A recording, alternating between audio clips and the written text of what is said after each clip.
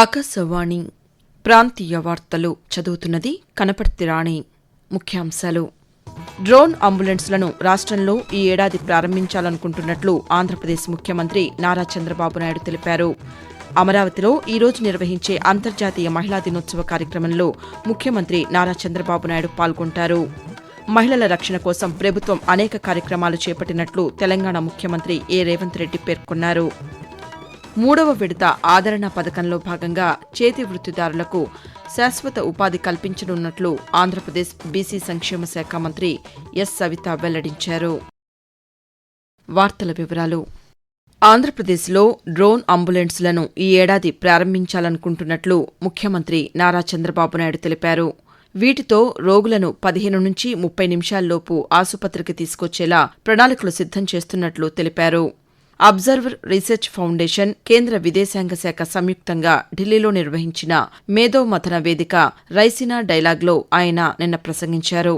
ఆంధ్రప్రదేశ్లో 1 gigawatt data centre, AI hub ఏర్పాటు కోసం గూగుల్ $15 బిలియన్ పెట్టుబడి పెడుతోందని వెల్లడించారు.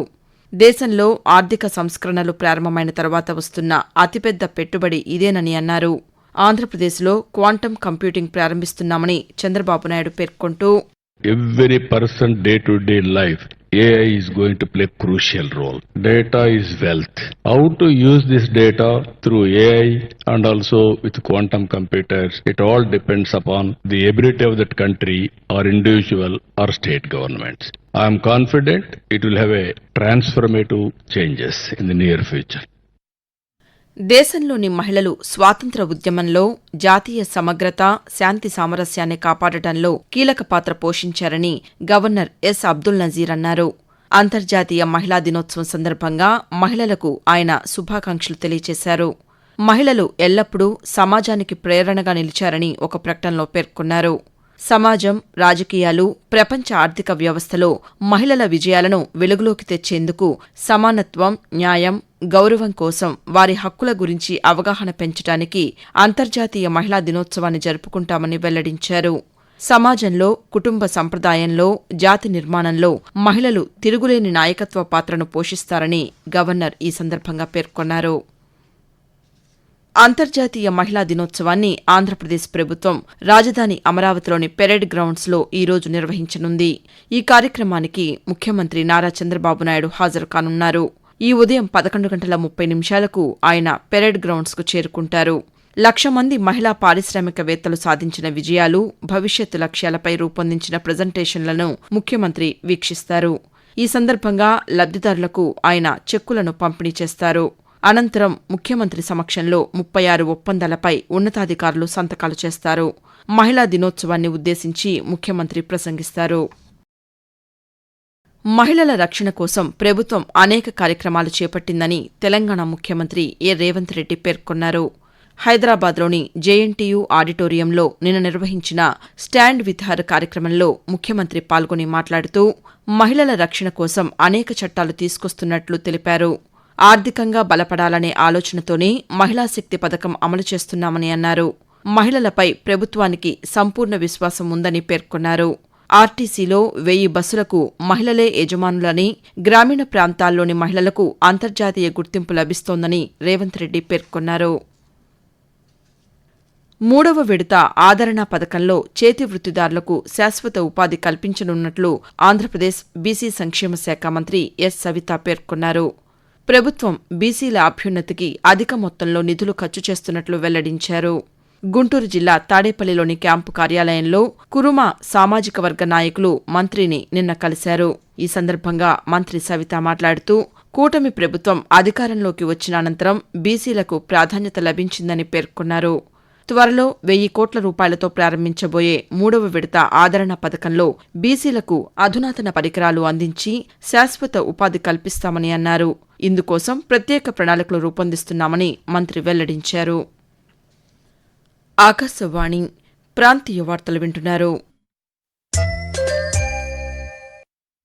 లొంగిపోయిన మావోయిస్టులపై ఉన్న కేసులను ఎత్తివేసేందుకు తెలంగాణ ప్రభుత్వం సానుకూలంగా ఉందని ముఖ్యమంత్రి రేవంత్ రెడ్డి తెలిపారు.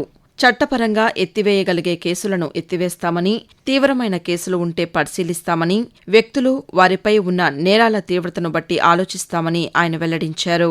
హైదరాబాద్లోని కమాండ్ కంట్రోల్ సెంటర్లో 130 మంది మావోయిస్టులు ముఖ్యమంత్రి ఎదుట నిన్న లొంగిపోయారు. ఈ సందర్భంగా రేవంత్ రెడ్డి మాట్లాడుతూ, లొంగిపోయిన నక్సలైట్ల యొక్క ఆరోగ్యానికి ఒక ఆరోగ్య భద్రత కార్డు వాళ్ళకి ప్రత్యేకంగా ఇవ్వడమే కాకుండా నిమ్స్ లాంటి ఆసుపత్రిలో వాళ్ళకి పూర్తి స్థాయిలో వైద్యాన్ని అందించి వాళ్ళకు మెరుగైన వైద్యాన్ని అందించే బాధ్యత తెలంగాణ రాష్ట్ర ప్రభుత్వం తీసుకుంటుంది అని చెప్పి తెలియజేస్తున్నా. ఇందిరమ్మ ఇండ్లు కేటాయించడమే కాకుండా ఎక్కడైనా వాళ్ళకి ఇల్లు కట్టుకోవడానికి స్థలం లేకపోతే వాళ్ళ సొంత గ్రామాలలో ఇంటి స్థలాన్ని కూడా కేటాయించి వాళ్ళు ఇల్లు కట్టుకోవడానికి కూడా రాష్ట్ర ప్రభుత్వము వాళ్లకు సహకారాన్ని అందిస్తుంది. వీటన్నిటిని కూడా వాళ్ళకు అందించి సమాజంలో జీవన విధానాన్ని కొనసాగించడానికి రాష్ట్ర ప్రభుత్వం సంపూర్ణంగా సహకరిస్తుంది. మహిళలు ఆరోగ్యంగా ఉంటే కుటుంబం, సమాజం, తద్వారా దేశం ఆరోగ్యవంతంగా ఉంటుందని కేంద్ర ఉక్కు, భారీ పరిశ్రమల శాఖ సహాయ మంత్రి భూపతిరాజు శ్రీనివాసవర్మ చెప్పారు. పశ్చిమ గోదావరి జిల్లా కాళ్ల మండలం పెద అమీరంలో నిర్వహించిన హెచ్పీవీ వ్యాక్సినేషన్ కార్యక్రమాన్ని ఆయన నిన్న ప్రారంభించారు. ఈ సందర్భంగా కేంద్ర మంత్రి మాట్లాడుతూ, ఫిబ్రవరి 28న రాజస్థాన్లో ప్రధానమంత్రి నరేంద్ర మోదీ సర్వైకల్ క్యాన్సర్ నివారణ కోసం హెచ్పీవీ వ్యాక్సినేషన్ కార్యక్రమాన్ని ప్రారంభించారని తెలియజేశారు. నిర్ధారిత వయసు గల ప్రతి బాలికకు ఈ వ్యాక్సిన్ వేయించేందుకు తల్లిదండ్రులు శ్రద్ధ తీసుకోవాలని కోరారు. అంతర్జాతీయ మహిళా దినోత్సవాన్ని ఈ రోజు జరుపుకుంటున్నాం. 1975లో ఐక్యరాజ్య సమితి తీర్మానం మేరకు ప్రతి ఏడాది మార్చి 8వ తేదీన అంతర్జాతీయ మహిళా దినోత్సవాన్ని సభ్యదేశాలు అమలు చేస్తున్నాయి. ఈ సందర్భంగా ఉభయ తెలుగు రాష్ట్రాల్లో మహిళా శక్తిని చాటి చెప్పే విధంగా ఈ రోజు పలు కార్యక్రమాలు నిర్వహిస్తున్నారు. ప్రపంచ స్థాయి ఏఐ ఆవిష్కరణల కేంద్రంగా హైదరాబాద్ను తీర్చిదిద్దుతున్నట్లు తెలంగాణ రాష్ట్ర ఐటీ పరిశ్రమల శాఖ మంత్రి డి. శ్రీధర్బాబు పేర్కొన్నారు. Federation of Indian chamber of commerce and industry ఆధ్వర్యంలో బాచుపల్లిలోని ఒక కళాశాలలో సీఎఫ్ఓ సదస్సు నిన్న జరిగింది. ఈ సదస్సుకు ఆయన ముఖ్య అతిథిగా హాజరై మాట్లాడుతూ, భాగ్యనగరాన్ని గ్లోబల్ హబ్గా మార్చేందుకు రాష్ట్ర ప్రభుత్వం కృషి చేస్తోందని పేర్కొన్నారు. వాతావరణం. ఒడిషా పరిసర ప్రాంతాల్లో ఉపరితల ఆవర్తనం సగటు సముద్ర మట్టానికి 1.5 కిలోమీటర్ల ఎత్తులో విస్తరించి ఉందని, ఈ ఉపరితల ఆవర్తనం నుంచి కోస్తా, కర్ణాటక వరకు తెలంగాణ, అంతర్ కర్ణాటక అంతర్భాగంగా సగటు సముద్ర మట్టానికి 0.9 కిలోమీటర్ల ఎత్తులో ద్రోణి కొనసాగుతోందని అమరావతి వాతావరణ కేంద్రం తెలిపింది. ఆంధ్రప్రదేశ్, యానాంలలో దిగువ ట్రోపో ఆవరణలో వాయువ్య, నైరుతి గాలులు వీస్తున్నాయి.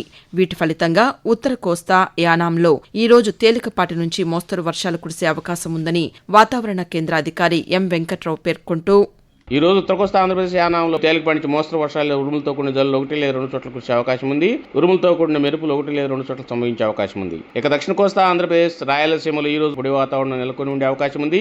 దక్షిణ కోస్తా ఆంధ్రప్రదేశ్ లో ఈ రోజు వేడి, తేమ మరియు అసౌకర్యమైన వాతావరణం ఏర్పడే అవకాశం ఉంది. ఈ రోజు రాయలసీమలో గరిష్ట ఉష్ణోగ్రతలు 2 నుంచి 3 డిగ్రీలు ఎక్కువగా నమోదయ్యే అవకాశం ఉంది. తెలంగాణలో రానున్న 5 రోజులు పొడి వాతావరణం ఏర్పడే అవకాశం ఉందని హైదరాబాద్లోని వాతావరణ కేంద్రం తెలిపింది. ఐసీసీ పురుషుల టీ20 క్రికెట్ ప్రపంచ కప్లో భాగంగా ఫైనల్ మ్యాచ్ ఈ రోజు జరగనుంది. ఫైనల్కు చేరుకున్న ఇండియా, న్యూజిలాండ్ జట్ల మధ్య ఈ మ్యాచ్ గుజరాత్ రాష్ట్రం అహ్మదాబాద్లోని నరేంద్ర మోదీ స్టేడియంలో రాత్రి 7 గంటలకు ప్రారంభం కానుంది.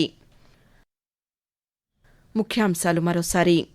డ్రోన్ అంబులెన్స్లను రాష్ట్రంలో ఈ ఏడాది ప్రారంభించాలనుకుంటున్నట్లు ఆంధ్రప్రదేశ్ ముఖ్యమంత్రి నారా చంద్రబాబు నాయుడు తెలిపారు. అమరావతిలో ఈ రోజు నిర్వహించే అంతర్జాతీయ మహిళా దినోత్సవ కార్యక్రమంలో ముఖ్యమంత్రి నారా చంద్రబాబు నాయుడు పాల్గొంటారు. మహిళల రక్షణ కోసం ప్రభుత్వం అనేక కార్యక్రమాలు చేపట్టినట్లు తెలంగాణ ముఖ్యమంత్రి ఏ. రేవంత్ రెడ్డి పేర్కొన్నారు. 3వ విడత ఆదరణ పథకంలో భాగంగా చేతి వృత్తిదారులకు శాశ్వత ఉపాధి కల్పించనున్నట్లు ఆంధ్రప్రదేశ్ బీసీ సంక్షేమ శాఖ మంత్రి ఎస్. సవిత వెల్లడించారు. ఆకాశవాణి ప్రాంతీయ వార్తలు ఇంతటితో సమాప్తం.